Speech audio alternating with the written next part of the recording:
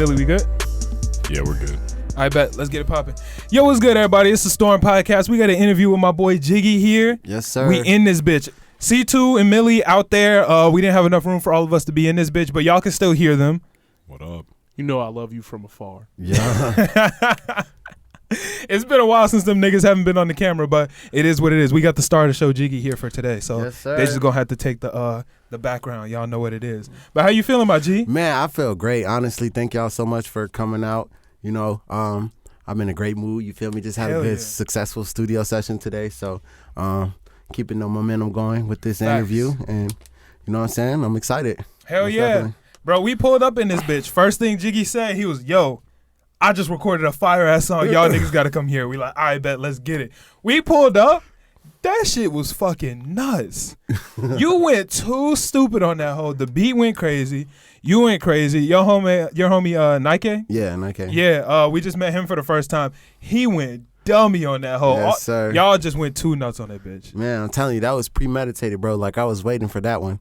You know what I'm saying? And this one, I personally was like, all right, I'm going to write this one a little bit different. I'm going to really get in my bag with this one because when I heard the beat, you know, that's really how I felt. You Right. feel me? Like, it was one of those, like, industry standard, you know what I'm saying? Yeah. Like, so I really just tried to come with it for real, you know, let the world know who I am. Right. You know what I'm saying? Just that pull up, get my bag energy. When you Yeah. when you in that bitch and you know, like, when you just feeling yourself, you got that confidence in the verse. Exactly. That's when you know the shit is really gonna slap. That was my main goal, is to really come off cocky. You know what I'm Yeah. saying? You know, and I've been doing this for a minute, you know what I'm saying? I've had a lot of different songs, bro. Right. My catalog is so deep. That shit You is feel crazy. me? Yeah, you was telling us when we got here, you got songs on songs on songs just recorded. Man, I'm telling you, and it's like all types of vibes too. Summer vibes, crossover hits, club bangers, all of it. Hell yeah, you decently versatile. I've been listening to your music since that interview we did with Alan, and we'll talk about you and Alan in a little bit. But yeah, I've been listening to your music since then, and you pretty versatile with the shit. Like, Yeah. you got a bunch of different flows. Like, you can come with the club bangers, but then you can also slow it down a little bit into like the slower, like emotional, vibey type of shit. Not everybody can do that. You feel me? That's yeah. not some easy shit to just do. Versatility is really the mark of a good artist, in my personal opinion. Most definitely, I agree. Yeah, you know, with me and everything growing up, I just take in, you know, everything that I go through and I apply it. Facts. You know what I'm saying? And that's my biggest thing with music. That's why people are able to relate to my music. I've had people personally reach out to me telling me like, man, I felt every single word that you said in that song, and I'm going through that exact feeling. That right there, to me, is making it. That's what Facts. making it is. You know what I'm saying? Not signing $1 million contract and, you know what I'm saying, being a slave to a record label. No, when you can actually impact people. Hell yeah. People you know and people you don't know. You know what I'm saying? Like, Yeah. That's really like the craziest feeling, when you're really making impact on people you've never met before in your life. And that's the beauty of the internet. Like, you can really meet somebody, never have seen them before in real life, and when you are really putting out your art and your authentic self, whether that's through music or for us, the podcast, and people can resonate with that shit and be Man, like, yo, I'm telling you. I'm feeling it. Like, I feel like I'm there with you when I'm listening to the song, or I feel like I'm sitting there having a conversation with you guys when I'm listening to the podcast. That is like, to me, that should still be blowing my mind. Like, we've been doing the podcast for 2 years, and I'm sure you've been doing music. Like, how long have you been doing music, actually? Going on 5 years now. Damn. Yeah, it's crazy.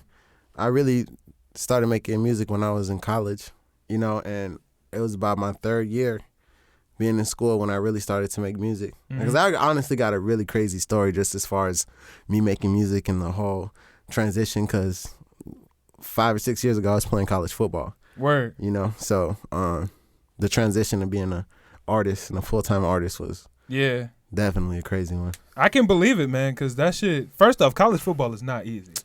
Like, at all. football is not easy to start with. In general. Yeah, like, I played football in high school, and I don't even know if I would say I played football. I was on the football team You were on the football in high school. You feel me? I was not good. I mean, I'm fast, I'm agile, I can catch, but when you put them pads on, I don't like getting hit. Fuck that shit. So the second we put the pads on, I was like, yeah, nah, put me on the bench. Like I don't want no smoke with this shit. Fuck it. That's why I joined track. But like, I have respect for niggas who actually like play football, because that's not an easy sport. It's tough. It's tough on you physically, and it's a very mental game. Yeah, people wouldn't even realize it's definitely a lot more mental than it is physical. Like, as far as just, learning coverages and, what I'm saying, plays, the playbook, especially at a collegiate level. Like, hell yeah. I can only imagine how difficult college shit is. I was just in high school doing this shit. Yeah. So when you actually like doing that shit, yeah, nah, that shit has to be different. Yeah, no, I definitely can say that it prepped me for the lifestyle that I'm living now, because being in college and playing football, being at summer camps and, having to be at weightlifting and going to class and working a couple of jobs to pay for school, like all of that really just helped build discipline for me. And a lot of people don't understand how much discipline being an artist really takes. Anybody can, hit the studio once every 2-3 months, drop a song, do all that. But what it takes to be an artist is when the shit is actually your job, when you do it consistently, when you don't always feel like it. You feel me? Exactly. I'm sure there are days where you're like, man, I'm not really trying to hit the stool. I'm going to just kick it at the crib, blah, blah, blah. But you're like, no, like, I got to do this shit. This is my job to an extent. So I have to do the shit. Yeah, definitely. I mean, there's always that. And then there's also, going through writer's block and, constantly being motivated. But, like, see, the thing about me is I take motivation from everything. True. You know what I'm saying? Good, bad, ugly, pretty, all of it. It motivates me. You know what I'm saying? To be a greater version of myself, which, takes place with the music. Hell yeah, bro. That's what's up. How did you make the transition from college football into music? Like what really got you into music? It was the relationship that I built with my brother.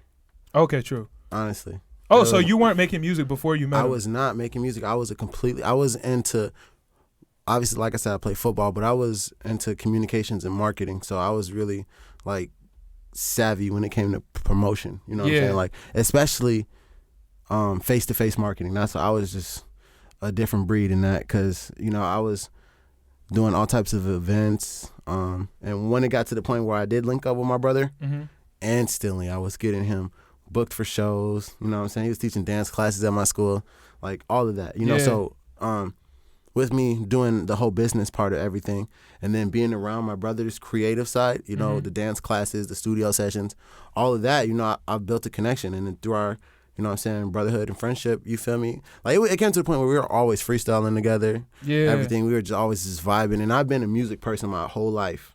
Growing up I had a different, I had a tough upbringing, you feel me? Like, grew up single parent household, not a lot of family around me, so I had to cope with a lot of things by myself. And music was one of those things to help me cope with it. Going through tough times growing up, not having a lot of money, just struggling, everyday stuff. Music was always there, and it was a way to help me heal. You feel me? Yeah, true that. All right, so we know that your brother is Alan the Official. I don't know if all the listeners know that. Shout out to Alan. We did an interview with Alan a little bit ago, and he told us a story, like how y'all met up and shit. But you want to go ahead and tell that story again from your perspective, all that, and how that shit went down? Yeah, definitely. So this was about my sophomore year in college. This instant, okay, I'll break it down from the exact moment that I reconnected with him. So, like I said, I'm a sophomore in college. I'm working at the rec center over at my university at the time, just chilling, working the front desk and everything. I get a message from my aunt on my dad's side, and pretty much she was just reaching out to me and, liking all my photos, and she had messaged me and told me she's so proud of me and all of this. And before that, I had no idea. I didn't meet anybody on my dad's side of the family. It's always just been me and my mom and, a few cousins and all that off of my mom's side. But that was the first person to reach out to me. From there, she gave me Alan's mom's Facebook, which I found, and through her Facebook, then I found Alan. And I had reached out to, or actually she reached out to me, messaged me, gave me his number, told me to call him. I called him. Craziest thing, we talked. First conversation since we were kids. And And pretty much I told him, like, I go to school in Chicago, and I live on the north side and all that. And he was like, no way, I live on the north side too. I just moved there, me and Rasidi, you know. And I was like, all right, bet. So I sent him my address, and it was only 6 minutes away, and it was crazy. I'm like, yo, my whole blood brother is literally down the street from me. Yeah. You know, that I haven't seen since, like I said, since we were kids. So that same day, I remember I got off of work and I was like, let's link up. He was in Rosemont, or he was actually in the suburbs at the time at his old studio in, I believe, Hanover Park. Mm-hmm. And I was like, bro, this is, you know what I'm saying, just send me your location, we'll meet somewhere, you can scoop me from the train. Hopped on the blue line, got off at Rosemont, and he picked me up, and that was the first time that I had linked with my brother, like I said, since we were kids. Yeah. And that whole moment was just crazy. That's to be wild. Yeah, you know what I'm saying? Because the first thing we did is we ended up going to get some food, pulled up to Bulldogs in Roselle, got some wings, you feel me? Alan's mom pulled up with his little sister, all that, and we was just kicking it, you know? Yeah, I didn't even know Alan had a sister. Yeah, you know, he's got a sister, right now. Aaliyah, you know? So we had all just linked up and had dinner, and then from there, we ended up going to the Future Kings studio, the dance studio at the time. They were shooting a video with D-Lo. Mm-hmm. Like, this is the first time I'm ever meeting my brothers. Yeah. And they're shooting a music video with D-Lo, you feel me? That shit had to have been, like, just a lot to take in. It was so much to take in, you know, but I was just, like, excited the fact that I had other family out there, you feel me? Yeah. And that they were literally close to me. And it was just, yeah, like I said, it was a lot to take in. But instantly, like, from the second that we linked up, it was a wrap. It was a wrap. He was at my apartment every day. You feel me? We was drinking. And it, like, literally the perfect time. Like, I met him, or we reconnected when I was having my own apartment. It was winter break. You know what I'm saying? So that's like the perfect I wasn't time. in school. I was just at the apartment. You feel me? So it was perfect. Like I said, he was over all the time. We were teeing up. Once the semester started back, I instantly started booking him for shows and just going crazy. And then from there, just the rest is history, you know what I'm saying? That had to have been a crazy experience because, like, we got the story from Alan's side. And from Alan's side, like, he grew up with a brother, you know? So he was meeting another sibling, you feel me? Like, he had siblings. You not having any siblings and just, like, getting some new ones, like, out of nowhere, that shit had to have been, like, such a surreal situation because I can't even imagine, like, life before having my brothers. So not having a brother for your entire life and then, boom, like, I have brothers now. Oh, yeah. That's crazy. Well, I mean, I always knew. Like I said, we had that one conversation when I was in 3rd grade. I think Alan was in 2nd grade. And we talked for like 5 hours on the phone. So I always knew about him, you know, in the back of my head. Yeah. You feel me? But, yeah, it was definitely a surreal feeling. But it was like instantly, like, I linked up. I found my best friend at the end of the day. Yeah. You know what I'm saying? And we just instantly started going crazy together. That's cool as fuck. What made you, like, because I know some people would have gotten that information and just been like, oh, okay, like, you know, I have a brother. It is what it is. What made you want to, like, reach out, hit him up, and actually, like, meet up and shit? I mean, it's just when you grow up an only child, you know what I'm saying? Like, that's one thing that I always wanted to experience growing up was having brothers. You know what I'm saying? True, so, yeah. But at the end of the day, like I said, he has the same name as me. It's a light-skinned version of me, bro. So, of course, I'm going to want to go. Hell you know yeah. what I'm saying? Right. And see what's to the relationship. You feel me? That's cool as fuck, bro. That's cool as hell. I hear being an only child sucks. So. Yeah. I mean, it has its pros and its cons. You feel me? Yeah. I can't imagine living life without my brothers. That shit would be crazy. Yeah. But, I mean, it taught me a lot in life. You know what I'm saying? Yeah, hell yeah. My upbringing has a, you know, I give a lot of my success to the upbringing that I had. You know what I'm saying? I was forced to find a way. True. You know what I'm saying? No matter what it was, it's just me out here. You feel me?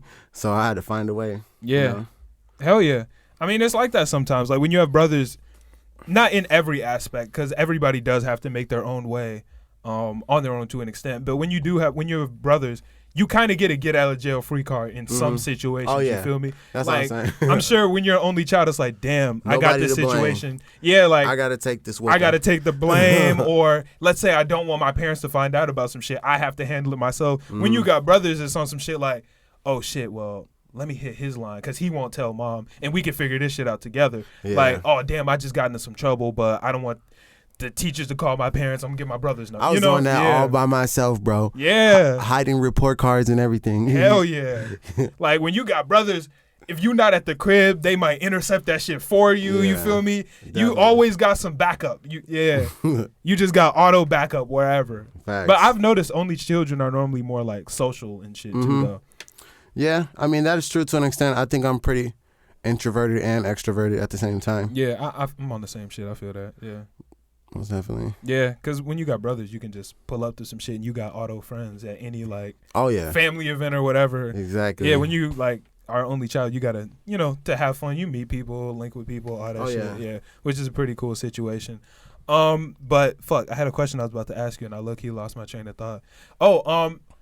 So you said meeting Alan was what got you into making music and shit. At what point, like with kicking it with him shit, did you decide like, yo, this is some shit I want to do? Like was there like a specific moment, or it was just kind of like I'm not gonna lie, it was that specific moment. I had a breakup. I remember. I had a breakup that inspired me to express myself in a way that I hadn't before. Because before when I was just playing football, I could just go out there and express myself, but at the same time, that's just physically. I didn't have anything to emotionally express myself. True. So me being around so many different artists and so many different creators, it inspired me, because like I said, music has been, in my life journey, music has saved me in so many different ways. So, being able to just express myself in that way was a great feeling, because I was always a writer. That's also another thing that I went to school for. Okay, true. Like, doing journalism and creative writing. Those were some of my favorite subjects in school. I could just write. That's honestly how I got through college, was just being able to write. Yeah. Just being able to articulate myself and, write good essays. That's honestly how I got through school. That's what's up. A lot of people... Everybody needs an outlet to some extent, you feel me? Mm. Whether that's through music or sports or podcasts or whatever, like, you just happen to be one of the lucky ones that has some talent at your shit too, you feel me? Because some people, and I'm not hating on nobody, but some people, their expression is music, but like, they're not great at it. Yeah. And that's your shit and you're good at the shit. So, facts. Yeah. It was always, for me, a low-key hidden talent. Yeah. At the end of the day. Because, like I said, I listened to so much music growing up, and like I said, I was the only child. I was kind of emotional. You feel me? In that way. So like, music always helped me cope with my feelings. And so once I actually started to express my own feelings into music, from there, it was just a matter of me learning the ins and outs and the business part of it, because the passion was there. Hell yeah. And I'm sure the college shit that you went through when it goes to like the business side and the promotion and all that shit, I'm sure that makes a big difference in it, how because you've only been doing it for 5 years, but I would consider you to be decently far in the process. Oh yeah. And a lot of that comes from your background in marketing, all the things that you learned from college. Yeah, because even before I was doing shows of my own, just as a promoter, I was pulling in crowds. I was pulling in crowds of 300 people. That's impressive. That's not easy to do. And that's because at my so what happened, me going to my school, I actually went to a private Christian university, so it was pretty dry in the aspect school was that? Of North Park University. Okay, right. It was pretty dry in the aspect of parties. I mean, it was a little busting freshman year and all that, but, after that, it was just kind of dry. So I came in and stepped up and, started doing my shows. It all started with one birthday party that I had 300 people come out to. Damn. Because I just hyped it up around the campus. There's nothing else going on. I'm like, yo, slide to this bar, slide to this party, all of that. And, people they started to come more and more and more. It was at the point we were right there off of Foster and Kimball on the north side taking the Brown line. There would be about 40 of us on that Brown line. Damn. Getting right off at the Fullerton stop and walking to McGee's. Like, I'm talking just crowds of people, you feel me? And that's what I was doing about once or twice a month. Damn. And so there was not only kids from North Park. McGee's is right across the street from DePaul. So there was North Park kids there, DePaul kids. They always had party buses with Northwestern kids coming. And then Northeastern was also right by North Park. So like, I was in a community of colleges. So You know, that's really where the college kid was birthed. You feel me? Because that's what I was doing. I was in the mix of all that. Like, we had a DJ from DePaul. He was DJing the events. I was hosting them. I was promoting them at my school. He was promoting them at his school, and we just got these parties to bust, every single one. Hell yeah. More and more people came, you know, and by the time I ended up doing one of my close to last events while I was still in school, I ended up performing, and that was my first ever show. And I had a crowd, a couple hundred people, you feel me, DJ rocking, nothing but college kids, you feel me, just lit. And that's some important shit, because at the end of the day, it really doesn't matter how fucking good your music is if nobody hears it. Exactly. So having some fire music and having a fucking crowd is what is actually going to get people excited about your music. Exactly. So to be honest, I've learned from an early stage of what it meant to build a buzz. Yeah. And because that same buzz that I built around these events is the same buzz that I build now around my music and my releases and my videos. You know, it's just plugging in people in your network. And in college, I was just around a lot of college students who wanted to party. And I also had a job as a promoter, so hand in hand. Yeah, bro, that's some amazing shit. Like, your career to this point has, it seems to me, is like it's just some stars aligning type shit. Oh, yeah. Like, it's almost like your whole life was setting you up for the shit, and you didn't even know it. Like, when it comes down to the promoting and the discipline from football and meeting your brother, like, all that shit is just like a hidden road to the goal that you didn't even know you had yet. Honestly. But, I mean, to me, like, personally, I'm on a spiritual journey in life. You know what I'm saying? Like, the music is such a small part of what I'm trying to accomplish in life, you know, and that's just the outlet that I want to use to connect people. You feel me? But at the end of the day, like, this has always been who I've been. You know, that's who Jiggy Bars is. Yeah. You feel me? I can date this back to me, my childhood, being a kid, being 11, 12 years old. And, you know, like I said, being raised in a single parent household and being forced to hustle. You know what I'm saying? Like, I couldn't buy myself. I always couldn't get the nicest Jordans or the nicest, you know what I'm saying, iPod and all that stuff growing up. So I just had to hustle. You feel me? I made a way myself. It got to the point where, like I said, I was 11, 12 years old, outside just hustling, bro. Like, the only kid doing this. You feel me? I was going around all of the blocks in the winter, shoveling all the driveways, in the summer cutting all the grasses, you feel me? And I was buying myself whatever I needed. I was helping my mom out, you feel me? Like, shit. I had that same ethic. You know, going into high school, we didn't have a lot of money. There was this college football camp that I wanted to go to when I was a sophomore in high school. In order to pay for the trip, I had to raise $300. Like, you know, at that time we didn't have that kind of money. So what one of my football coaches did is gave me a bag of car stickers. I still have them to this day in my house. But it was like 500 car stickers that he gave me, and it was just like, sell these. And within a day, I got them sold, bro. I sold them at $5 a pop, and I went around to every single house in the neighborhood, and I was pitching my story. I was putting myself out there. I'm a football player. You know, I would really love to go to this camp. And people saw that determination in an 11-year-old, you feel me? Like, when I was younger and when I was in high school when I was going around with the car stickers, people saw that. They saw that dedication, you know what I'm saying? And I was able to raise the money to go to that camp, you feel me? And it's funny because looking at that story and looking at the things that I do today, I compare it a lot. I have in my house, in my room actually, I have the car stickers that I sold. I have one of them hanging up right next to one of my Jiggy Bars college kid, one of my events, one of the flyers for my events. Yeah. And the fact that I have them right next to each other, it always reminds me, like, that's the same person, you feel me? Like, when I was younger, selling those car stickers, I was hustling, putting myself out there, you know what I'm saying, making a way, making shit happen. As an adult, looking at that flyer, that same exact event was one of my events fresh out of college, and I was still promoting at colleges. So I'm out there in front of Northeastern, in front of DePaul, in front of North Park, just walking around, talking my shit. You feel me? Going out to people, putting myself out there, and people respect that. And, you know, it's the same person. You know what I'm saying? Yeah. You feel me? That's some hustling shit, bro. Like, I can't think of many 11-year-olds who would be like, damn, I need $300. my coach just gave me these stickers. I'm going to go sell all of these for $5 each. $5 a pop, bro. Bro, that is some crazy shit. Like, that is some real, like, I want this, I'm going to go get it shit. Mm-hmm. I know a lot of motherfuckers, and not many people would do that shit, especially not at 11. I don't know people who would do that at 20, 22 type shit. Yeah, and that was just the nature of my upbringing. You know what I'm saying? Like I said, we didn't have a lot, so I was always forced.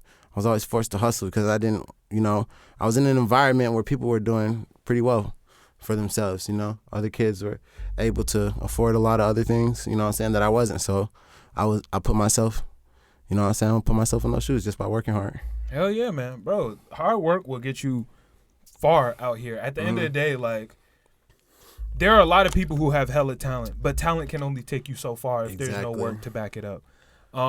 And you also have a good team. You feel me? And that is another important piece of trying to build your network and your career and all that. A team is important because at the end of the day, you can only do so much stuff by yourself. The podcast only works. Like, when we pulled up, you was like, oh, shit, you brought the whole squad. Because it only works when we have every piece in place. We need our cameraman, our audio engineer. We need everybody here to be able to get the production done. So when it comes to your music shit, what are some of the key pieces and members of your team that, like, get the shit rolling? Man, get me started. Okay, I mean, it starts from, being in the studio. You know what I'm saying? To getting records produced, to recording, to mixing and mastering, to, then going on to get the video and find a videographer and, find the right videographer, that works for this specific project and coming up with treatments, building treatments together and, shot selections and all that, talking, from there. You know what I'm saying? Then it's the promotion side of it. You got to have somebody to help you with the marketing. You know what I'm saying? You got to have a team that wants to push you out, that push, push your music out there or whatever it is that you're doing. So that's definitely a part of the team. And then support. You're not going to go anywhere. I consider all of my supporters a part of my team and a part of my camp, because at the end of the day, it's not about money. Hell yeah. It's not about money. It's about the relationships that you build going forward, and people that go into this music industry with the wrong mentality are always the ones that never make it where they want to make it. Facts. You know what I'm saying? This is like so much bigger than, the materialistic things. Like, even just down to making music. Do you know how much of an impact music has? Hell yeah. Do you know that you can save someone's life with your words? That's a fact. That is a fact, and a lot of people don't understand that. Yeah, honestly, like, music is one of those things. Like, I was reading this book, and one of the quotes that it was saying is like, music is one of the closest things to magic. It's the fact that you can take words and sound to manipulate feeling is just mind-blowing to me. And thinking about it, like, growing up and listening to certain albums that just helped you heal or, helped you through a tough time or motivated you to, work out. You know what I'm saying? All of these things. Music plays such a big role in life. Like, you know what I'm saying? So, and I take pride in that. The fact that I can inspire people with my music, the fact that I can make people dance, the fact that I can make people smile, like, all of that. Hell yeah. What would you say are some of your musical, like, inspirations, like some of your favorite albums growing up and the stuff that you listened to that inspired you? Growing up, I went through a lot of phases of music. I did not just listen to rap. Like, growing up, first of all, like I told you, I was raised by a single mom, so off bat, that was a lot of R&B and gospel that was played in the house. From there, I remember when I was younger, I really went through a phase of just listening to great albums because I was just so interested in music and, musicians and artistries and their life. Like, I remember just following Michael Jackson, from, all of his music, all of his albums. Hell yeah. So Off the Wall, Thriller, you know what I'm saying? Invincible, everything. Like, Michael Jackson was one of my favorite artists of all time. My favorite artist of all time now is Drake. I can agree with that. I know a lot of people, may say it's cliche, but I'm a true Drake fan. Yeah. You know what I'm saying? Like, and this came from a kid that used to watch Degrassi, no cap. I used to watch that show. You know what I'm saying? So I was already rocking with Drake, you feel me? So when he really started making his own music and got into the music industry and, you know, started doing this collabs, you know, collabing with Trey Songz and then collabing with Lil Wayne and then, you know what I'm saying, dropping his own mixtape before he really took off. Like, that part of Drake for me was such an inspiration. He just came in so hot. Hell yeah. You know what I'm saying? He came in the game hot, like, you know what I'm saying? Like, who is Drizzy? You feel me? Right. Out here murdering verses. And that's what inspired me, you know? I think about being a young artist, a young up-and-coming rapper, you know, that's trying to make a name for himself. And I take pride in every single song that I do. You know what I'm saying? So I just, like I said, I remember how inspired I was, you know, growing up and listening to Drake and Lil Wayne in their era. You feel me? Like, those are definitely some artists that motivated me to make music. And then I was heavy on the R&B side too. True. Like, as a listener, I was huge on the R&B side. You feel me? I was the biggest Usher, Trey Songz, Neo fan. Like, I was always listening to R&B. You know what I'm saying? And then it kind of like goes back to me being inspired that from the music that my mom listened to a lot, because she went from R&B. She'll go from R&B to Kirk Franklin, and now we listening to Lil Jon. You know what I'm saying? Like, yeah, a little bit of everything. All of the, yeah, you feel me? I got a little bit of everything growing up. Yeah. And then just as far as growing up in my, you know, growing up in my neighborhood and everything, it was a mixed group of people. You know, it was white people, black people, Mexicans. Got into a lot of music. You know, I had my middle school rock phase, you feel me? I skateboarded back in the day, you know what I'm saying? Like, I was on the skate team. You know what I'm saying? Yeah. So I definitely got inspiration from a lot of that music.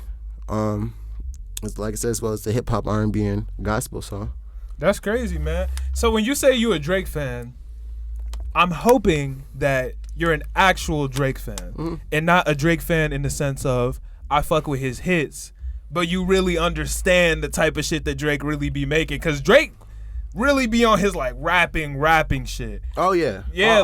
But bro, Drake is one of the most versatile artists. You feel I me? think he is debatably the most versatile artist. Man, I can't think of an artist more versatile than Drake. Drake said something in his most recent EP, his little drop that he did. Scary Hours, yeah. Yeah, on the Scary Hours too. It was that Lemon Pepper freestyle. Man, he went too crazy on it. Bro, he said, hold on. He went too crazy on that bitch. He said, nowadays, fame is disconnected from excellence. Half the time I gotta ask niggas what their profession is. Birthed a whole generation, and these are where my confessions live. Bro, what? Stop playing, that bro. Nigga Drake is on some different shit. Like, that Lemon Pepper was some different shit. Oh, yeah. Keep it a stack. But it's like that bar. It's like I said, and I think like, man, that is such a powerful bar, bro. Hell yeah. He said, birth a generation, and these are where his confessions live.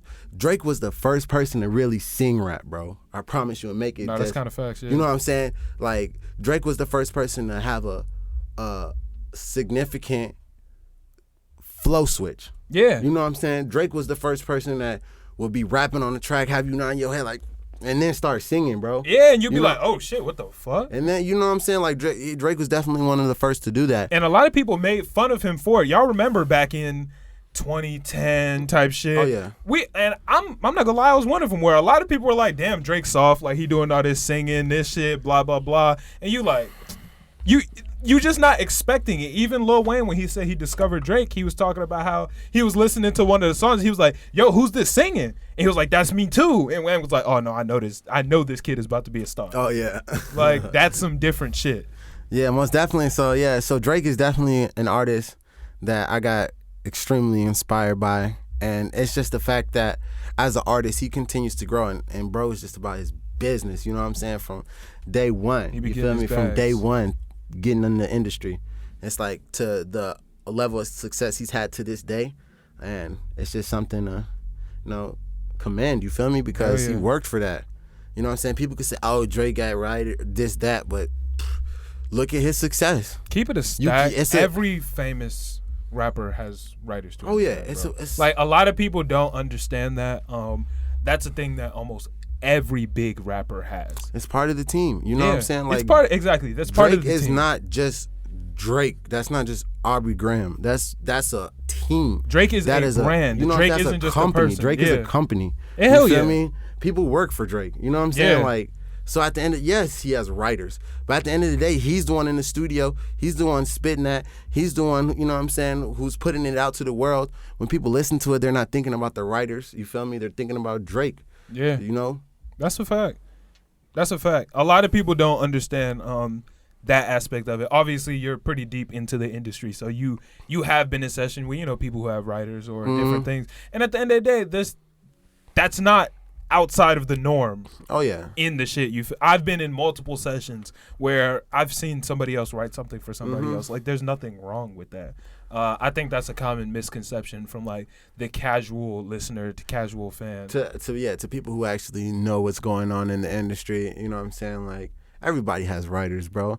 Like, and the you know, all the big artists have writers. Yeah, and writers are different so in writers, different situations too. Like, even if you wrote the whole verse, I might be sitting in on your session, be like, yo, you know it'd be hard? What if you change this bar to this bar? Then you feel me? That like they got 2% of the publishing. Right, exactly. That You feel me? that happens to everybody. Right? I've seen rappers sit there and bounce shit off of each other, going back and forth versus type shit. I mean, that's how I like to do it personally. Like, I like to have that safe space. You know, Yeah. I'm not gonna work with somebody who I know is gonna be on some, you know, bougie stuff when it comes down to it. Like, music is art. You feel me? Like, Hell yeah.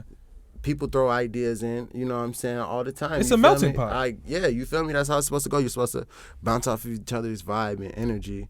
You know what I'm saying? Even today in my studio session, you feel me, from the producer to the engineer, like, we're obviously both artists were just eating, you know what I'm saying? Yeah, no, But, y'all were going crazy. you know what I'm saying? But there, you know, it's always times where, okay, that's hard. Maybe you should try that. You know what I'm saying? Or, Yeah, right. Oh, So- try this flow right here, or Yeah, maybe you know what I'm saying? switch this word, change this K. That's what it's supposed to be. When it comes down to writing and versatility, a lot of that versatility comes from drawing from other people's experiences. Exactly. Because you're only one person, and if I want my music to touch a bunch of people, then I should include more than just my own personal view. You feel me? Exactly. It should come from a multitude of different things, and that's what a lot of people don't understand. The casual listener doesn't understand when they're listening to like hip hop or shit. Almost damn near every pop artist has the fucking like, that's not like some my regular God. shit. So yeah, no, a lot of people don't understand that. So we got some audio issues right now with the outside. So Vermilly can't actually talk, but he had a question for you that he wanted me to ask you. So Vermilly wanted to ask, one of his first questions is, what is the Udago music group? I don't know if I pronounced So that Udago correct. music okay, group. word. That is the label. YMG or nothing on Instagram. Stands for Udago Music Group. The whole idea behind it is, you know, as a label, we'll provide opportunity, but it's on you to go. You know, Damn, that's hard. nobody is That's going hard to. as fuck. You know what I'm saying? Yeah. Nobody is going to feed you. You know what I'm saying? Nobody's going to walk you through a door. You know what I'm saying? But at the same time, we'll provide opportunity for you. So my situation is just, you know, throwing lighter fluid on fire. You know what I'm saying? Damn. That's how it's been. You know. How long you been with them? About a year and a half. Okay, where? How did you end up getting in touch with them? Like contact? What made you decide that this was the team that you wanted to go with? You know, so like the thing about YMG, it's a lot of similarities to Canvas in a way, because that's where I came from. You know what I'm saying? Like Yeah. it's a lot of similarities. And for those who don't know, Canvas is his brother Alan's. Production company. Yeah. As far as relationships, you know what I'm saying? That's one thing I've built my career on is relationships, and the fact that Alan was the one to build this relationship with my manager, the CEO of YMG. We ended up doing an event with him while I was still in college, and I was still with this is when I was Canvas crazy. You feel me? We were throwing parties at my college, like everything just going nuts. But going into, you know what I'm saying, going into a different season of my life, it was the move that made the most sense. Okay. You know, because me and my brother, like, we're two goats at what we do. You feel me? So to have us both put in all of our energy towards one thing when there was so much more, Yeah, you know for sure. what I'm saying, for us to achieve, it made more sense because now I'm at a point, I'm in so much more of a better situation than I was before that I can provide so much more. Yeah. You know what I'm saying? Because now that, you know, I've got all this experience, I've always had, you know, my networks and everything, it continues to grow. But at the same time, now it's like, I can plug Canvas. Hell yeah. You feel me? Like that's an important thing when it comes down to networking, because if y'all two are both together every single time, then y'all are going to be meeting the same people and getting the same thing every single time. But this way, you're in a different spot. You're getting connections. He's in a different spot. He's getting connections. And now y'all can pull those things now to we can divide and conquer type shit. Exactly. You know what I'm saying? And I remember at the time, this was right when I was graduating college, when we did the event, the Canvas and YMG Collective, our first ever event together. That was my first time ever performing in front of YMG, getting on their radar. Actually went crazy. That show was lit.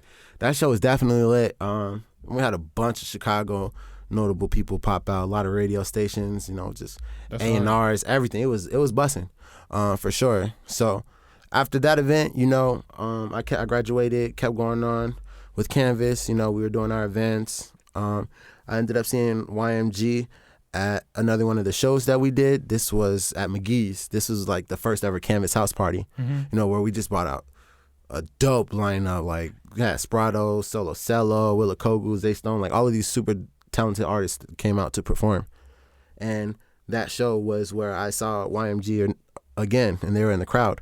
You know what I'm saying? And I went crazy again. That show definitely had that place rocking. But I ended up bumping into my manager at the time, and he just asked me what I had going on with my management, and I was just like, nothing really right now, and kind of just kept going about the show. You feel me? And then we had a conversation. Just the opportunity of management was brought up. And it was just at the time. Made the most sense. Yeah, it made the most sense, you feel me? Especially based on like the relationships that we had, you feel me, going into it.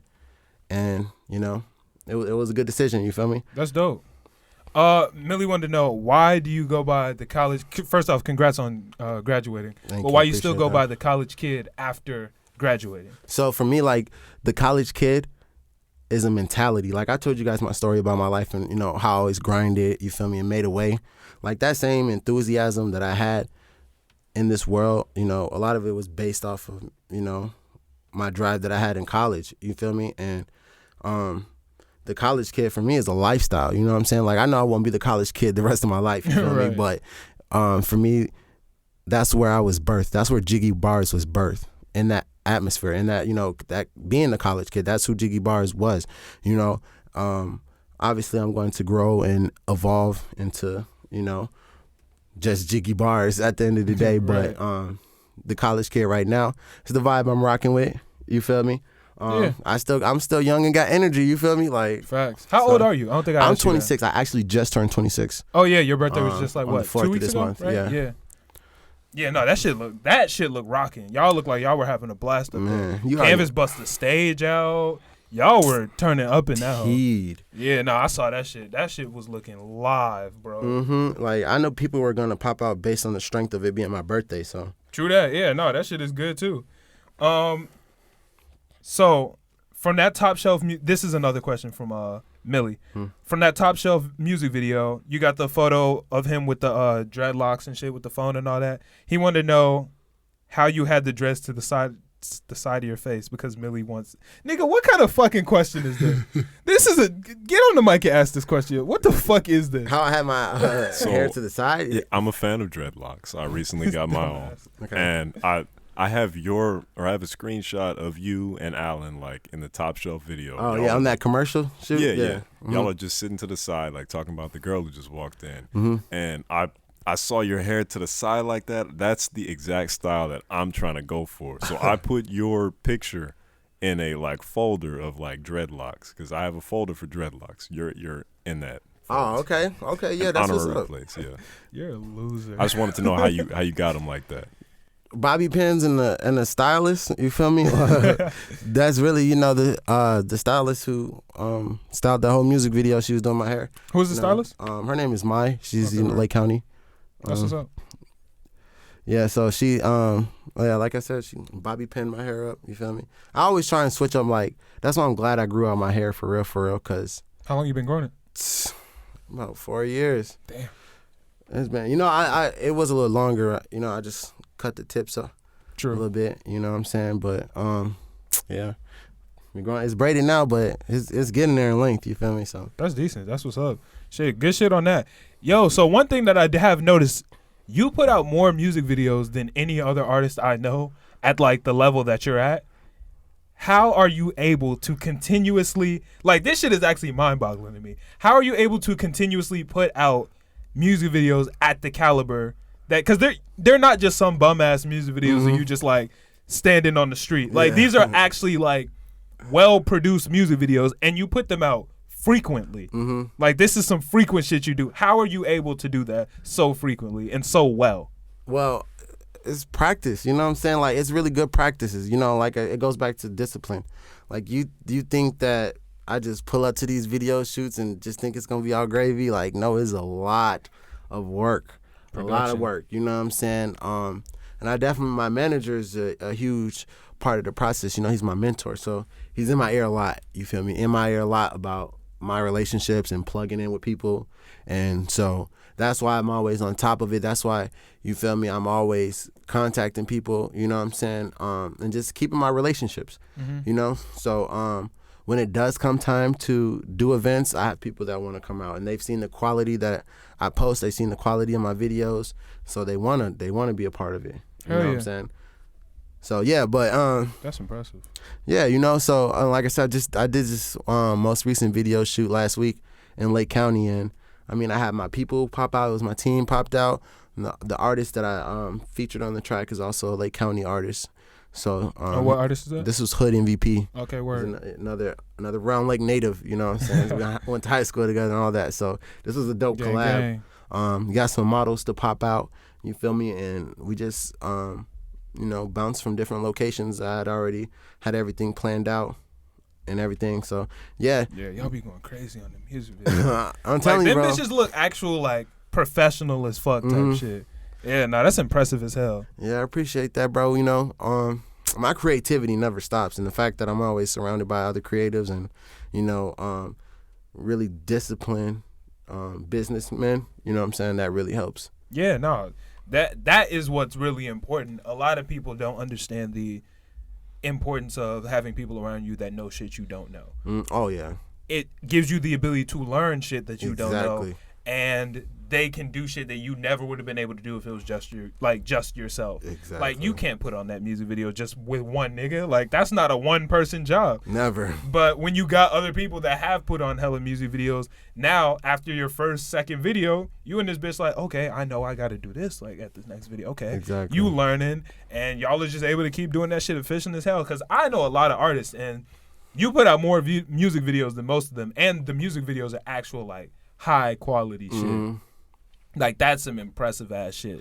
I appreciate that, man. You know, we're just gonna keep going, like, and you know, I'm just highly motivated individual. You feel me? And I got a lot of goals, so I mean, I don't intend on slowing down anytime soon. Word. That's what's up, man. You said you got a lot of music in the tuck. When do you think you're about to put out some more shit, and like, what do you think it's gonna be? So right now, I know, like, I got this single dropping on March 31st, So featuring Hood MVP. Oh yeah, I've seen the promo for that shit. Yeah, and then coming out with the music video right after.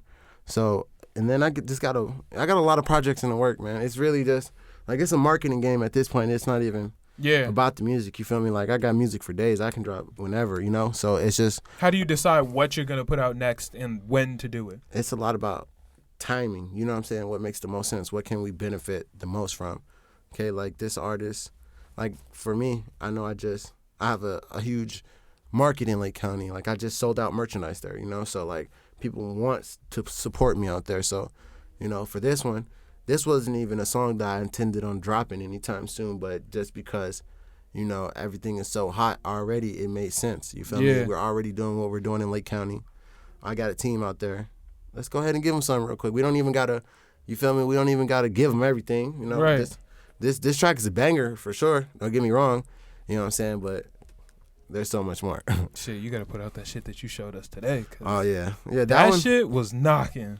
Yeah, definitely. We'll see, though. It's really just about, I know eventually I want to drop a project. And when I do, when the time comes, I drop a project, it's going to be serious. That's what's up, man.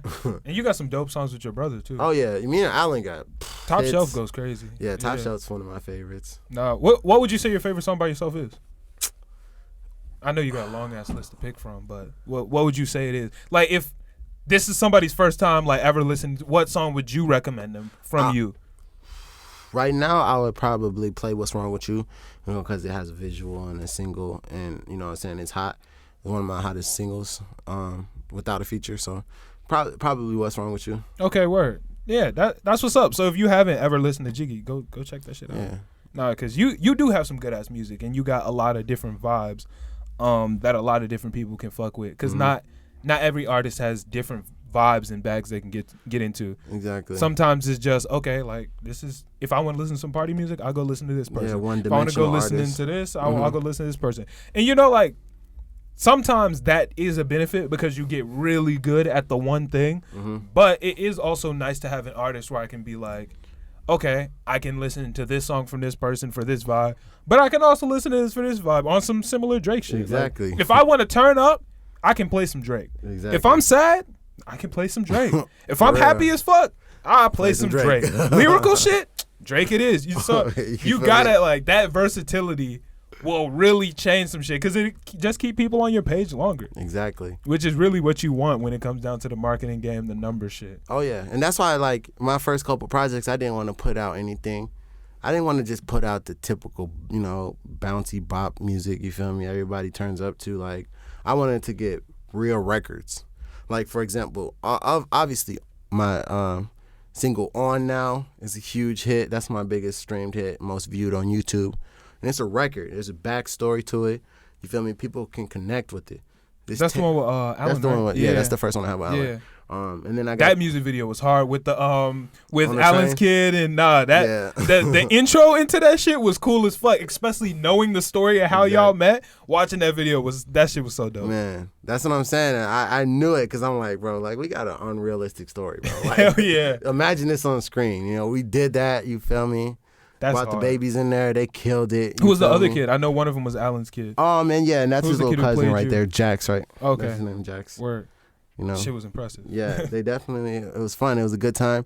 No pressure. You feel me? Just getting the kids to understand, and it's also really dope to be able to provide that atmosphere for the kids. You know what I'm saying? Hell Like, yeah. I look at it like my nephews, Kaden and Kai, are gonna be so set. You know, like, Yeah. they get the atmosphere where they're not constantly being told that they're being hyper or bad. Like, they can use that creativity and energy. Yeah, and know when what you I'm saying? see your parent following their dreams, it makes it really easy for you to do the same thing. Yep. Because, I mean, I can't speak for everybody, but not everybody grows up with that mindset. A lot of people, you know, that's kind of how the society raises you, is in a situation of go to school, go to college, get a job, do that. Like, this They is just what want you you to have survive, to do. you know Yeah, what I'm saying? and Like- you know, that's how they were all raised. You know, that's how most of our parents were raised. But when Definitely. you grow up with the situation of, oh shit, here's my dad going after his dream every single day. Exactly. I want to do that too. So and growing motivating. up being a part of that is like,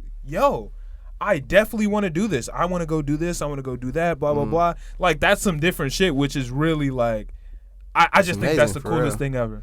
Honestly, you know, that's the whole goal, you know, with everything that we're doing. You know, I don't have kids right now, but I know I'll have kids later on in life, you know, but the whole idea is to be able to build a foundation, you know, for the youth in general. Yeah. You know what I'm saying? And, you know, this is why I'm just glad that we're continuing to build, you know, because like I said, like, I'm not slowing down anytime soon. I know Right. Alan's not slowing down, you know, so we're just going to keep going and continue to build so that, you know, we can provide opportunity for the youth, you feel me? And we can continue to create that atmosphere. Yeah, for sure. You know what I'm saying? Yeah, no, y'all on some full speed ahead type shit. Like, y'all are really grinding and working hard, and that helps keep me motivated. And I'm yeah. sure it helps keep a lot of people motivated. Definitely. Having motivated people in my circle. Every time I open up my Instagram feed, go on the story, oh shit, Jiggy doing some crazy shit right now. Facts. Okay, he working on a music video. Oh shit, Alan and Canvas changing this shit up. Okay, word. Let me go get on my shit. You feel me? Exactly. That's the best part of having a good network of good energy people, like-minded people. It only helps you get further in the long run. That's facts. That shit is amazing. What are some things that, like, you want? Is there anything you want to talk about? Tell fans about people. Some people may not know about you, or some shit that you just want to get off your chest. You feel me? I guess, like, my thing is, I just want to, send my message to my fellow creatives, to, to just hone in on your craft, stay consistent. It's not going to be an easy road. You feel me? You're going to have so many bumps, and it's really just about how you adjust. You feel me? The road is going to be very rocky. You feel me? Like, I'm still going through it. I haven't made it. You know what I'm saying? Facts. And even when I do make it, it's not going to stop. Yeah, it's not easy. You just work harder. This is just this lifestyle. You know what I'm saying? This is what, comes and goes with this lifestyle. You got to work hard. You know what I'm saying? Hone in on your relationships. You know what I'm saying? Continue to keep good quality relationships because they will take you so much further in your future. People really want to sleep on the networking aspect of being an artist and focus so much on the creativity. At the end of the day, that's good. You want your creativity, your art to be the best version of itself. But at the end of the day, you are only as big as your network. You know what I'm saying? So that's why I continue to grind, work with new artists. I continue to, put myself out there. I continue to network wherever I go. You feel me? Because that's the only way you're going to build your artistry, your career, your brand, that you want to be able to eat off of and be able to feed your family with, you know what I'm saying? Just continue to build your network, keep working hard, you know what I'm saying? And hell yeah. And when it comes down to network, I feel like that is a big part of your story that I've noticed. That's a theme that I've noticed a lot is networking. Like when we ask you a question, is I got here because I was able to get to this person. I got here because I met this person. I think that's really a gift that you have that not a lot of people can see. Is a lot of people know where they want to be, but they don't know how to get there and who to get them there. And I think that you have a sight and an ability to see things that other people cannot see when it comes to the connections that like intertwine all of us, Yeah, definitely, again, that just like tapping into your resources, man, that's a huge thing. Like, get rid of the pride. You know what I'm saying? Like, I'm at the point where hell yeah, I don't care what goes on personally. You feel me? Like, at the end of the day, when it comes to my business, like, I have a goal. You know what I'm saying?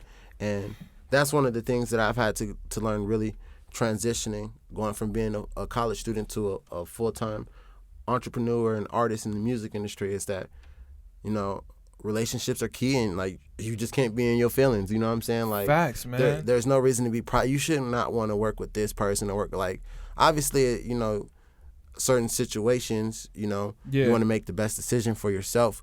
But at the end of the day, if the only thing holding you from an opportunity is your pride and the way you feel about somebody, like, that shows you right there you're not built for this.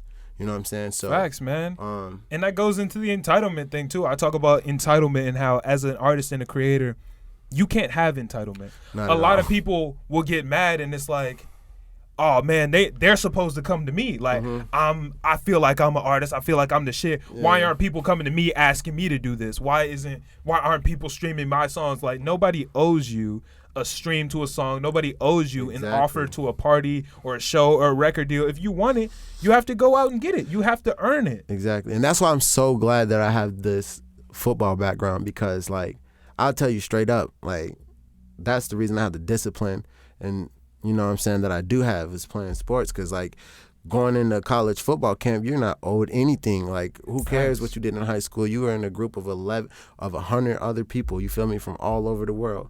You're not owed anything. Like, I had to learn about that, you feel me? Like, being in sports, you feel me? Like, you gotta be a go-getter. You gotta stay hungry. You can't be entitled to anything.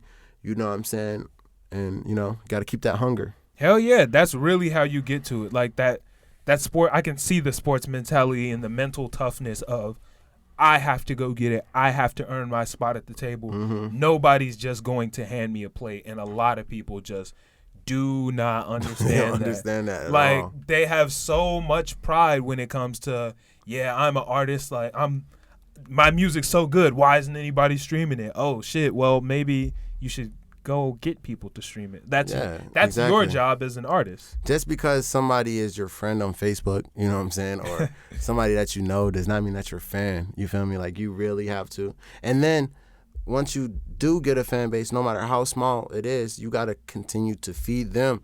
A lot of people will have people rocking with them. They'll have people in their corner, but they don't focus on them because they're so focused on the bigger picture. Facts. And all that they, oversee the people that are actually there, so like, hell yeah, you got to continue to feed who's rocking with you. You know what I'm saying? Yeah, that's important. That's important as hell to make sure that a lot of people want this big fan base. They want all this shit, but you have to make sure that you're ready for it because everything's not going to just come to you at once. Things are going to come to you when you're ready for it. So if you can't handle having 5 fans, how do you expect to handle having 5 million fans?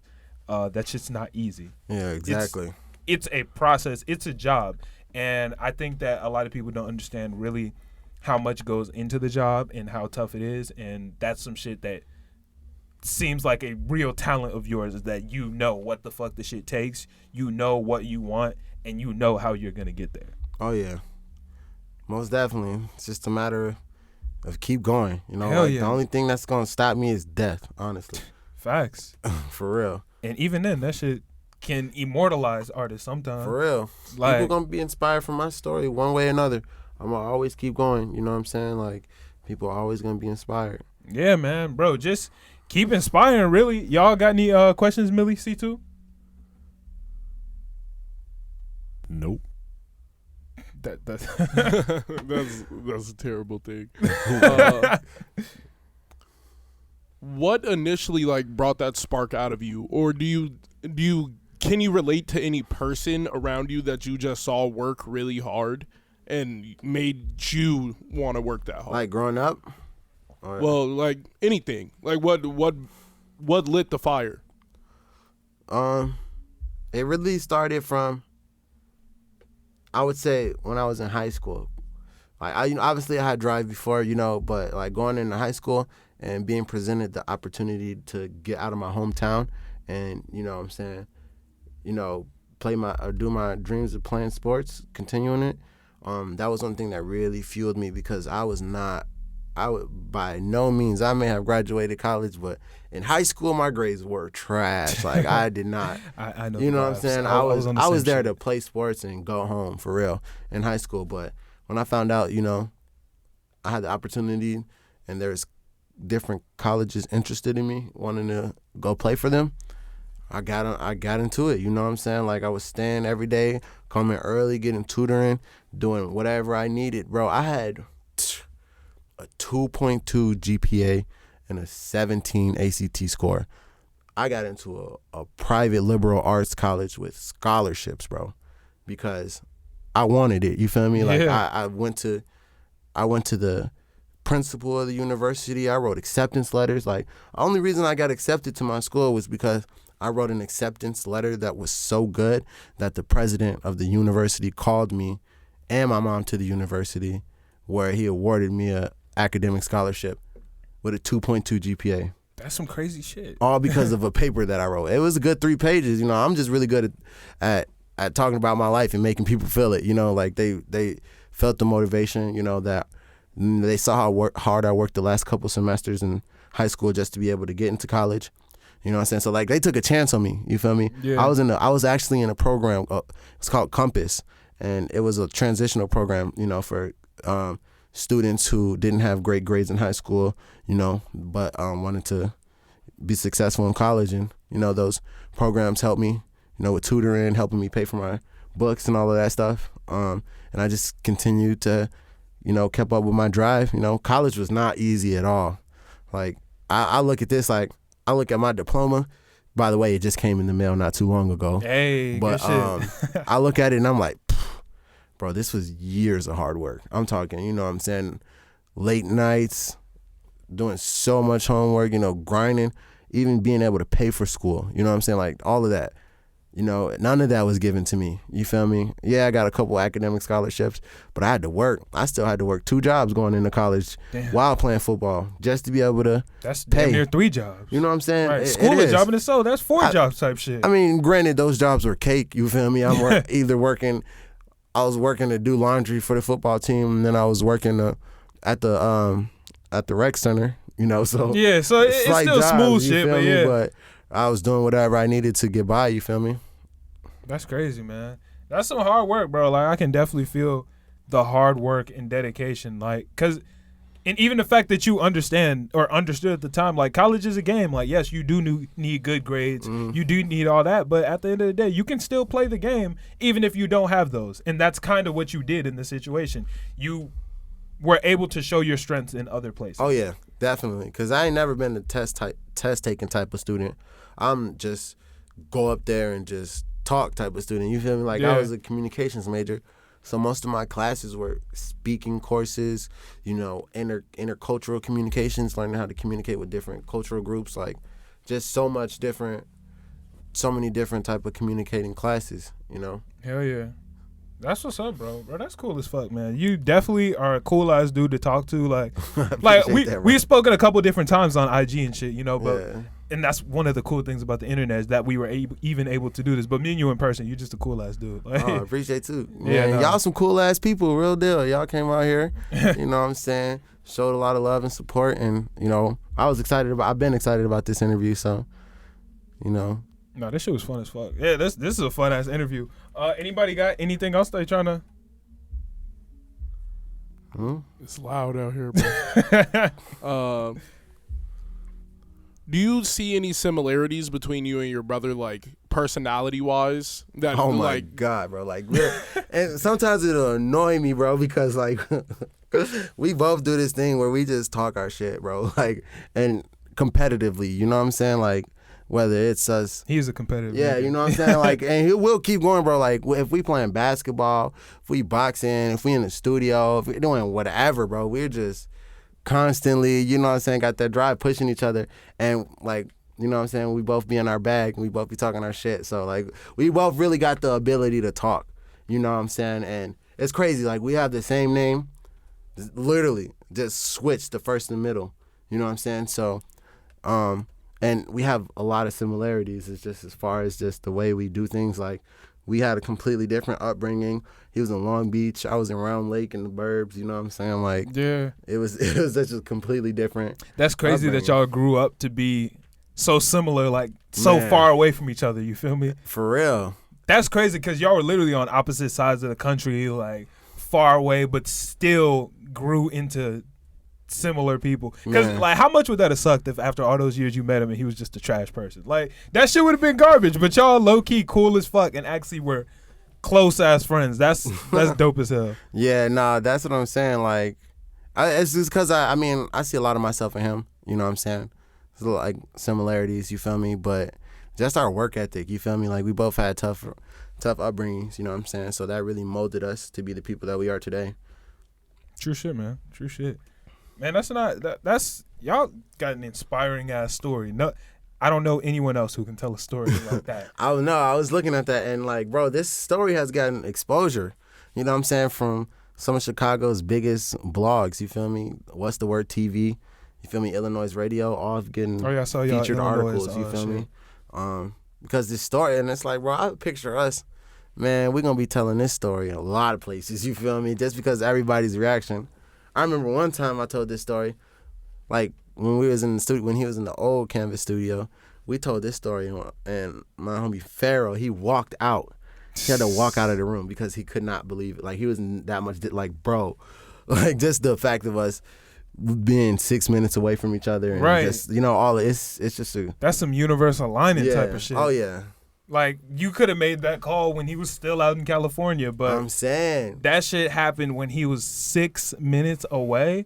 The universe definitely pulled up. And I'm not even like the universe type of guy. No, like, I'm not real. even that type of guy. I'm not into like the astrology and all the universe shit. That's not me. I'm telling you, energy is real.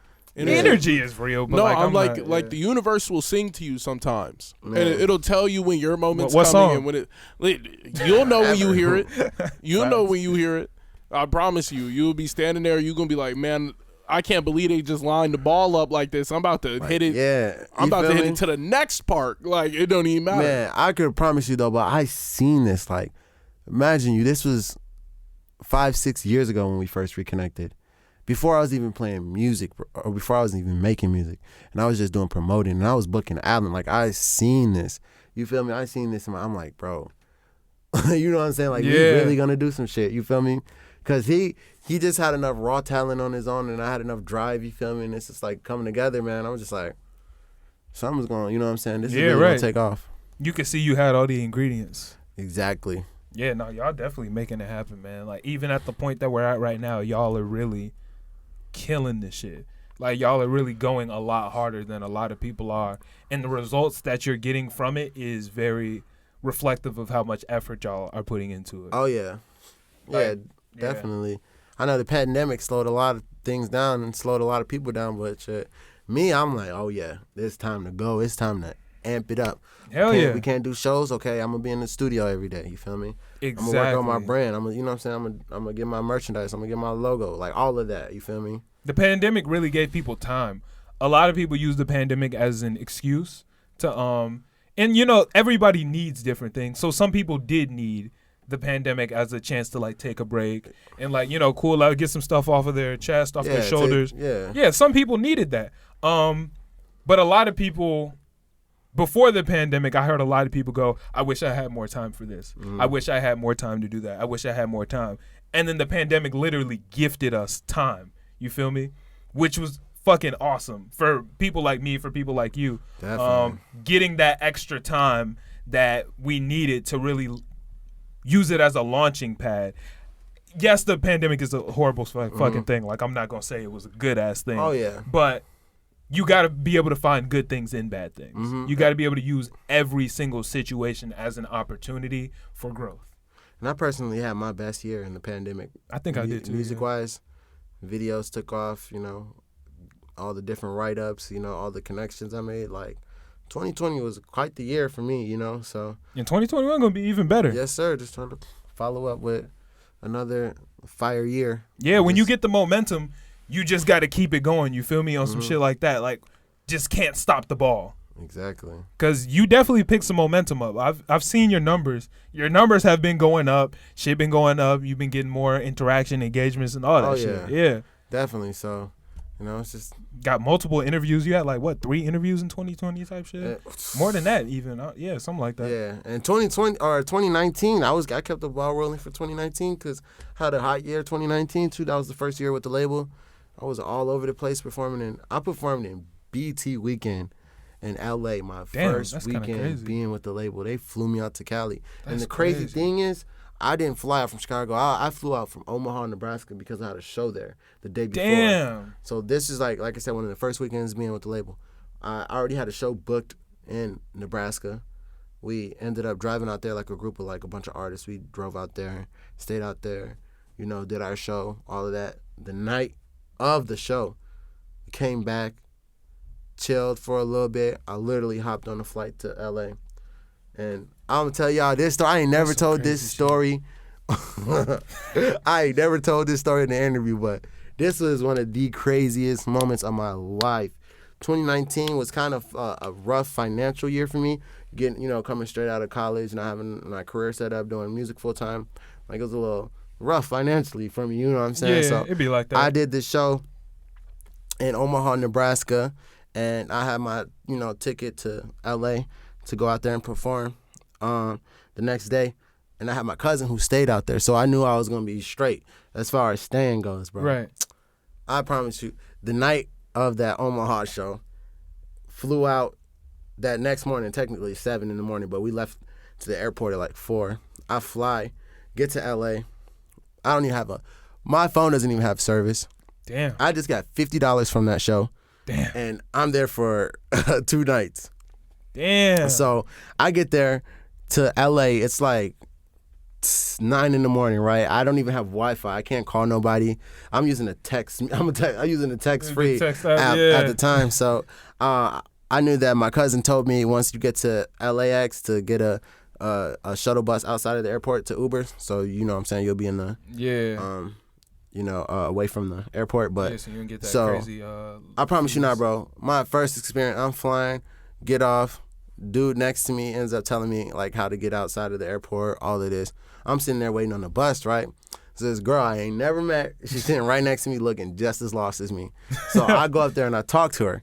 I'm like, yo, what's good? I'm an artist. I'm from Chicago. I just flew here from Omaha. I got a show tomorrow, woo, all of this stuff. Yeah. And I told her the same thing my cousin told me. I was like, it's smarter to get a Uber outside of the airport. You know what I'm saying? If you want to catch an Uber. Yeah. So it turns out we end up go with this girl. We end up going to this little breakfast joint like right outside of the airport, and we're there. Finally connect to Wi-Fi. I got like 12 missed calls. You feel me? I called my manager. I'm like, yo, what's good? I just landed in LA, and he was just telling me, okay, Jody V is gonna be right behind you. He's flying from Chicago. I called Jody V. You know what I'm saying? We get to talking like, what's the move, bro? And he was just like, he got his spot that he's staying at. I'm at my cousin's crib. I was like, all right, I'm gonna get up with you. Pretty much, you feel me? I'm with this girl. We had breakfast, and I told her like, my cousin stays about 25 minutes away from here. She told me, well, my Airbnb doesn't let me check in until 4 p.m. It's 9 in the morning. So I'm like, all right, cool. Well, you want to slide with me to my cousin's crib? I talked to him. He's all, yeah, it's all good. You feel me? And she's like, yeah, sure. All right, bet. Shit. She got the Uber. We in there. We in there. Right. You know what I'm saying? So we end up going to my cousin's house and linking up there, and it's just dope. Like, he's in LA, Hollywood Boulevard, right down the street. You feel me? You can see the Hollywood sign from his apartment balcony, and it's lit. So it's me, this girl I just met, my cousin, and he's got a girl that flew from Chicago down there to go do a bunch of events because it was BT weekend. Yeah. And this first night I'm there, I'm just in LA, bro. I'm just taking it all in. I just flew from Omaha. I barely slept, bro. Like, right. Artist shit. Yeah, you know what I'm saying? And that first night, we had a show, and this was the show that I had. You know what I'm saying? The one that I was performing on that, I believe I was performing on that Thursday. Jody was performing on the Friday, and we left on Saturday. So I had my show. This was downtown LA. You know, hours passed by. Shorty ends up leaving. It's just me and my cousin. He got in this event that same night, so I let him do his thing. And, you know, we split up, right? And I end up getting this Uber to this spot, downtown LA. First time being in LA, you feel me? I'm in an Uber. I barely know anybody out here. I'm just loving it, you feel me? Right. I get to this is a Beats and Beers festival. That's what the show is called. I get there, you know what I'm saying? It's a nice little setup, you feel me? It's a decent amount of people out. Bunch of artists from all over the world were there, you feel me? So I'm there, what's good, talking to everybody, you feel me? End up doing my performance. I performed 2 songs, you feel me? It was slight, you know what I'm saying? LA people are a little bougie, you know, everybody was right. everybody in the crowd was an artist, you know what I'm saying? So it was cool to network, go talk to other people, do all of this. You know, had the show and then slid back to my cousin's crib and passed out for the first time. Woke up the next morning. Now we in LA, you know, with a little bit of time. Right. We ain't got nothing to do to the show tonight, you feel me? So now we downtown on the scooters, you feel me, going crazy. That shit sound lit. A lot of LA is downhill, you feel me? So we was going up and down the hills, you feel me? The first thing we did was go hike the Hollywood Hills. So we took the scooters there, you feel me? And then we're going up to the scooters. Man, that was a workout. You feel me? It was a workout itself, just going up there, but it was beautiful, you feel me? Got back, kicked it a little bit. There's this app called Ease, and they actually like deliver weed straight to your doorstep. And my cousin was an ambassador, so with me signing up to get an account, we got a free eighth delivered. Damn. You feel me? So I'm there. I go downstairs, pick up some weed, you feel me? I'm upstairs smoking with my cousin. We just vibing, bro. That's some artist shit. You know what I'm saying? Real. We was vibing. You know, like I said, he's very connected out there in LA. Like, he's got all types of people. He told me one day he was bumping on the scooters and almost ran into Queen Latifah's car. You feel me? Damn. Like, he does events out there, so he be, you know, in front of all of that. Yeah. But that same night, our label, but this was the performance Jody V was doing. We opened up for Chief Keef at the Backwoods Festival, and this was at a club in LA. Man, this is one of the, to this day, one of the greatest experiences I've ever had. I'm out there, you know, we get to the show, I'm linking up with one of the club owners who, through the show, you feel me? We're connected, all of that. I'm meeting Chief Keef's DJ, you feel me? We're in a section. He sets a section up just for Chicago people. So it's like Hot Rod from Power 92, Breeze Specific, like, and I'm sitting here, bro. Right. Like, I'm feeling loving like this the shit, shit, right? Like, I'm that this. nigga now. You know what I'm saying? I was on stage talking to the DJ, even though I wasn't performing, bro. I was just, hey, shit, I'm here. You feel me? Right. And the fact that we could just flame up backwards. You feel me? Right. Like, in the Just club, turn bro, up. this was something different. I'm like, wow, this is dope. You know what I'm saying? So, and this is throughout the night. This was a way bigger show than the one I did. Like, this one was busting. You feel me? Yeah. This, Chief Keef can't perform at the BET Awards, so this was pretty much his BET Awards. Right. It was busting for sure. But, Jody V was like one of the second artists to be performed before Chief Keef went up. So it was dope, He snapped, paid his little homage to Nipsey, you feel me? And then, Chief Keef went in. I just seen the club go 0 to 100. I'm sitting there, smoking the backwood. Next thing you know, Chief Keef didn't give no announcement. He just walked on stage and started performing Finito. Everybody I know that shit went up. And man, I'm talking about avalanche of people, bro, from downstairs, from the back, bro. I turn around, it's like a whole show. Everybody got their phones on. I'm like, I'm smoking. Everybody got that, they blunts in the air. Chief Keef is on stage smoking. Cowboy comes on stage. He's just lighting up right next to Chief Keef. You know what I'm saying? They got everybody, Damn. And show goes on, meet some cool people, network with some people. End up seeing Chief Keef and Cowboy right outside of the club, right when we get out. Me and Jody, so we walk up to him, what's good, you feel me, get a little video, Chief Keef, yeah, we to you, Cowboy, cool, you know what I'm saying, showing love, Chicago in the building, you feel me? And then, we just went about our night, you feel me? That was my last night kicking it in LA. My cousin had some artist friends over, he had some models, he had a photographer, other artists, so I was just networking, talking to people, you know what I'm saying, kicking it and vibing and talking with them right before my flight. That's some dope shit, man. That's like the real artist experience. Literally went from Chicago down to Nebraska and some different shit all the way to LA. And then I came back to Chicago and did like 3 more shows. That's some real like artist dream type shit. Like a lot of people would dream to do. I know a lot of local artists that would dream to go to LA for a show to do all that dope shit. Meet Chief Keef, Cowboy, be in the same building as them. That's some crazy shit. It was a beautiful experience, man. Like I remember flying back, man. I was just like, it happened so fast. You feel me? Like being out there 2 nights, bro. I know that shit had to make you hungry too. Like after that, you like, I want to do it again. Like Definitely. I want to keep doing this shit. That's why I know, like, once the world opens back up, I'm gonna be in LA a lot. Oh yeah, no, definitely. LA, Atlanta, you know what I'm saying? I got Atlanta's a lot of people. Bussin'. Yeah, that's definitely the place to go. Nah, damn, you in this bitch. You going crazy on this whole. Yeah, that's what I'm saying. That was some old shit too that I ain't even really talked about. What's that? Like That's that. what, 2019? That was 2019, yeah. Damn. That's crazy. And then what? That's early or late 2019. Like how many shows were you able to get in after that? Because I know world shut down early 2020. I was doing shows up until March of 2019, my birthday. You feel me? Ksenia's birthday party in 2019 was the last show I did before the COVID. Damn. That's crazy. COVID really put a stop. It's been like a year almost to the, or what, like a week ago, right? No, it's been a year. It's a year and some days now. Yeah, damn, that shit is fucking crazy. World been shut down. We was going to all types of concerts. That was like part of our shit, like part of our podcast brand was going to concerts, like reviewing concerts. We were the front row boys. Like we would just be in the front row every single concert type shit. Man. Haven't done that shit since what, March of last year. Well, you know it's going to come back though. Oh, no, definitely. Once it comes back, it'll be lit. I know Summer Smash is looking to happen again this year. I don't know if you ever been to Summer Smash, but that shit was busting. That's the shit Lyrical Lemonade put on. Oh yeah, okay, I know what you're talking about. Yeah, no, I saw Juice there. That shit was different. Damn. R.I.P. man. R.I.P. to Juice. Yeah, that was a fucking inspiration for sure. Man, that was one of the hardest things to fucking. I remember the day that it happened, bro. I was such that shit disbelief. Was crazy, man. I'm like, man, bro, our city can't get no wins, man. Right. We finally got a big ass artist, international superstar, bro. Yeah, like he was talent out the ass. Like there aren't too many artists as skilled and just purely talented. Like just when it comes to just raw talent as Juice. Man, Juice is. Yeah, nah. R.I.P. to GOAT. Nah. Honestly. Yeah, nah. That's some crazy shit, man.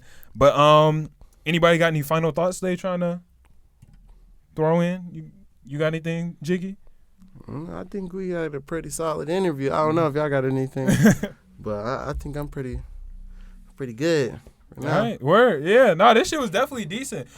We could play it out to a song. You could pick one of your songs, like we'll play it out to at the end. All right, well, shit. Which one you want to go with? We'll do So-So since it's dropping on the 31st. Hell yeah, bet. We'll do So-So then. By the time what day's today? Yeah, no, So-So or This will probably be out. Yeah, niggas will probably get a little snippet. You feel me? A little exclusive shit. Yeah, definitely. That's what's up. Bet we gonna play it out to So by Jiggy. Yo, thank you so much for doing this interview with us. This shit was fun as fuck. You got an interesting ass life. Yeah, like not that many people got like an interesting ass life like this. My shit relatively boring. Like I grew up regular. Yo ass got all these cool ass stories and fun crazy shit. Crazy shit, you know. That's the life, you know, life journey. You feel me? And I'm just taking it as it is a blessing, you know, and just continuing to go. So. Hell yeah, man. Thank you so much for coming and sitting with us. This shit has been fucking awesome, bro. Appreciate y'all so much for having me, man. For real. Yeah, for real. But this is So by Jiggy. Thank y'all. We out. Peace.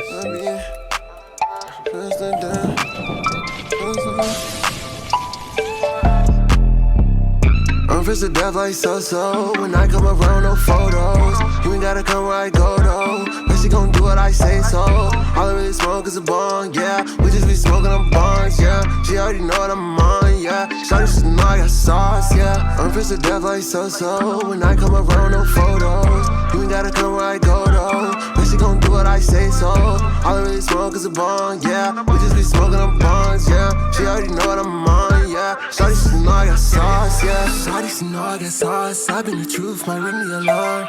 Keep the day ones on my side. Already know they gon' ride. Pain can keep it inside. I gotta get up and rise, and I gotta stick to the signs. I got impeccable time. I be first to death, no so-so. Pull up on them real quick, slow-mo. All white chucks with the polo. Sleeping on the kid, that's a no-no. Shorty like to bounce like a yo-yo. Attitude problem, shorty loco. Ass too fast, shorty oh no. Niggas be capping, they some bozos. I'm first to death like so. When I come around, no photos. You ain't gotta come where I go though. But she gon' do what I say so. All I really smoke is a bong, yeah. We just be smoking on bonds, yeah. She already know what I'm on, yeah. Shawty, she know I got sauce, yeah. Hating on me, that's cap, yeah. Balling on them, that's fact, yeah. In my pockets, all stacks, yeah. Flip the wrist and I dab, yeah. Came in the game and I'm two-turn. Try to match the heat and you too burn. Never took an L, we be too learned. Nigga fresh to death, I be too earned. Pull up, shoot my shot, it's Wesky, yeah. Bullet gang, that's Besky, yeah. Diamonds too cold, called Gretzky, yeah. Whip wave, yeah, that's Jesky, yeah. Good fella, call that Pesci, yeah. Go for it all, no lessy, yeah. Mix it up, too messy, yeah. Flash with it all, I'm Etsy, yeah. I'm first to death like so.